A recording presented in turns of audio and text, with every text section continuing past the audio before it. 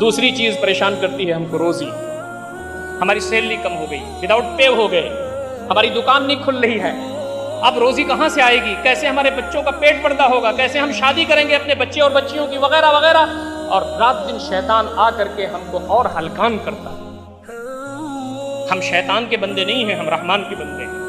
اور ہم کو یہ معلوم ہے کہ اللہ رب العزت انشاءاللہ العزیز اس آزمائش سے ایک نہ ایک دن ہم کو نکالے گا. قرآن مجید میں روزی کے سلسلے میں جو بات کہی گئی ہے, اتنی عظیم بات اس انداز سے اور دوسری جگہوں پر نہیں کہی گئی. ان اللہ هو الرزاق ذو القوة المتین.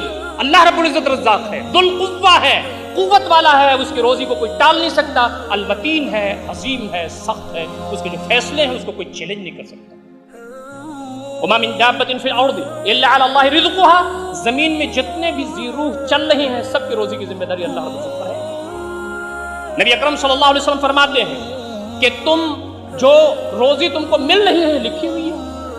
ماں کے پیٹ میں بچہ جب 120 دن کا ہوتا ہے, بخاری کی روایت ہے, مسلم شریف کی روایت ہے, تو اللہ رب العزت فرشتوں کو بھیج کر کے کہتا ہے روح پھونک دو اور یہ لکھ دو کہ اس کو موت کب آئے گی, اس کے ساتھ ساتھ یہ لکھو اس کو روزی کہاں سے. یہ ہمارے اوپر ہے کہ وہ روزی جو طے ہے اس کو حلال لیتے ہیں کہ حرام لیتے ہیں, اس کی ہم تمام کو گنجائش دی گئی ہے, لیکن روزی تو مل کے رہے گی. دوستو اور ساتھیو, یہ جو عبادت ہے اور یہ جو شکر گزاری کا جذبہ ہے, یہ ساری چیزیں ہم تمام کو اللہ رب العزت کے یہاں شروع کرنے والی ہیں. فرمایا روزی کہاں مانگتے ہو؟ کمپنیوں کے پاس مانگتے ہو, زور بازو سے مانگتے ہو. جیسے قارون نے کہا تھا انما اوتیتہ علی علم عندی, میری اپنی قابلیت کی وجہ سے ملا ہوا ہے مجھ کو. روزی تم اپنے کوالیفیکیشن کی وجہ سے چاہ رہے ہو, تم اپنی کمپنی کی وجہ سے چاہ رہے ہو, اپنی صلاحیتوں, ایبلٹیز اور کوالٹیز کی وجہ سے چاہ رہے ہو. نہیں, روزی تو اللہ رب العزت کے پاس ہے. ان الذین تعبدون من دون اللہ لا یملکون لکم رزقا. یہ جو پرستش کرتے ہیں دیوی دیوتاؤں کے اور دوسری اور چیزوں کے, دیکھیے دیوی دیوتا ہی صرف نہیں ہوتے معبود, بلکہ آدمی جس کو بڑا سمجھ لے, اپنا جس کو آقا سمجھ لے, جس کو وہ سمجھ لے کہ روزی میری ان کے پاس ہے, وہ بھی دیوی دیوتا بن جاتے ہیں. ان کے پاس روزی نہیں ہے. فابتغوا عند اللہ الرزق, اللہ کے پاس روزی تلاش کرو. واعبدوہ واشکروا لہ.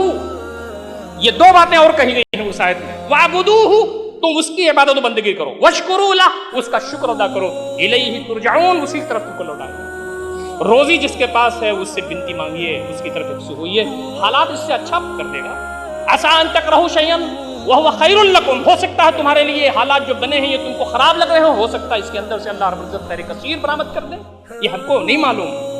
فرما گیا توکل اور تقوی, یہ دو چیزیں ایسی ہیں جس کے ذریعے تمہاری روزیوں میں کثرت سے اضافہ ہوگا, اور اللہ رب العزت تمہارے لیے ایسی جگہوں سے روزی کا انتظام کرے گا جہاں سے تم کو گمان تک نہیں ہے. فرمایا ومن یتق اللہ یجعل لہ مخرجا. جو اللہ رب العزت سے ڈرے گا, اللہ رب العزت سنکٹ سے نکلنے کا ایگزٹ ڈور پیدا کر دے گا, ایگزٹ پوائنٹ پیدا کر دے گا. یہاں سے تم کو نکل جانا ہے. سنکٹ ہے, حالات ہے, گھٹا ٹوپ ہے, کوئی دروازہ کھلا نہیں ہے, یہ ہے کھڑکی جہاں سے تمہیں نکلنا ہے. ومن یتق اللہ یجعل لہ مخرجا. جو اللہ رب العزت سے ڈرے گا, اللہ رب العزت اس سے لیے نکلنے کا دروازہ پیدا کر دے گا. ویرزقہ من حیث لا یحتسب. اس کو روزی اس جگہ سے دے گا جہاں سے اس کو گمان بھی نہیں ہوگا. ایک دروازہ بند ہے تو 10 دروازے کھلیں گے. آدمی کو گمان بھی نہیں ہوگا کہ روزی کہاں سے مجھے مل رہی ہے. اللہ رب العزت اس کے لیے سامان فرمائے گا. اور فرمایا ومن یتوکل علی اللہ فهو حسبہ. جو اللہ رب العزت پر توکل کرے, اللہ رب العزت اس کے لیے کافی. یہاں پر جو بات کہی گئی ہے وہ تقوی کی بات کہی گئی ہے. یہاں پر جو بات کہی گئی ہے وہ اللہ تعالیٰ پر توکل کی بات کی گئی ہے. آدمی ہاتھ پیر مارے, ضروری ہے محنت کرے, مشقت کرے, ہاتھ پیر مارے, کوششیں کریں, یہ سب ہے, لیکن اللہ رب العزت کا کھونٹا نہ چھوڑے, اس کی طرف یکسو رہے. نبی اکرم صلی اللہ علیہ وسلم فرماتے ہیں ان نفسا لن تموت حتی تستکمل اجلها وتستوعب رزقها. کوئی انسان اس وقت تک اسے اللہ رب العزت کی طرف سے موت نہیں آ سکتی جب تک کہ وہ روزی مکمل نہ کر لے جو اللہ رب العزت نے اس کے لیے لکھا ہے. فاتقوا اللہ, تو اللہ تعالیٰ سے ڈرو. نبی اکرم صلی اللہ علیہ وسلم نے فرمایا اللہ سے ڈرو. واجملوا فی الطلب, اور ذرا محنت اور مشقت کے ساتھ روزی تلاش کرنے میں تم کوشش کرو. نبی اکرم صلی اللہ علیہ وسلم تشریف فرما تھے. ایک شخص بہت تیزی کے ساتھ محنت کرتے ہوئے جا رہا تھا. دوڑ دھوپ کے آثار نظر آ رہے تھے اس کے اوپر. ایک صحابی نے کہا اللہ کے نبی صلی اللہ علیہ وسلم, اس کی دوڑ دھوپ اگر فی سبیل اللہ ہوتی تو کتنا بہتر.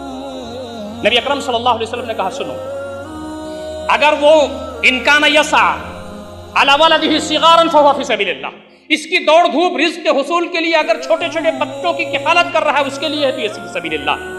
کہا وَإِن كَانَ يَسْعَىٰ عَلَىٰ وَلَدَيْنِ شَيْخَيْنِ، اگر وہ اپنے بوڑھے ان کان یسعیٰ علی ابوین شیخین کبیرین، اگر وہ بوڑھے ماں باپ کے لیے فکر مند ہے، ان کی روزی روٹی کے لیے دوڑ رہا ہے، محنت و مشقت کر رہا ہے، فهو فی سبیل اللہ۔ اور آگے فرمایا وَإِن كَانَ يَسْعَىٰ عَلَىٰ نَفْسِهِ يَعُفُّهَا، اگر وہ اللہ کے راستے میں دوڑ دھوپ کر رہا ہے اور اس سے مطلب یہ ہے کہ میں 2 پیسہ پا جاؤں گا تو عزت اور خودداری کی زندگی میں گزاروں گا، کسی کے سامنے ہاتھ نہیں پھیلاؤں گا، تو یہ بھی فی سبیل اللہ۔ وَإِن كَانَ يَسْعَىٰ رِيَاءً وَمُفَاخَرَةً فَهُوَ فِي سَبِيلِ الشَّيْطَانِ، اگر وہ دوڑ دھوپ کر رہا ہے مال و اسباب کے لیے، ریا کے لیے، نمود کے لیے، شہرت کے لیے، مباحات کے لیے، فخر جتانے کے لیے، تو وہ شیطان کے راستے۔ ہم اپنے بچوں کے لیے، اپنے ماں باپ کے لیے، اپنے گھر کے لیے، اپنے پڑوس کے لیے، غربا مساکین، یتیم لاچار مجبور مستحقین کے لیے، ہمارے جو وہ حقوق جو ہمارے اوپر ہے اس کے لیے ہم دوڑ دھوپ کریں گے تو یہ فی سبیل اللہ ہے، پریشان ہونے کی ضرورت نہیں ہے۔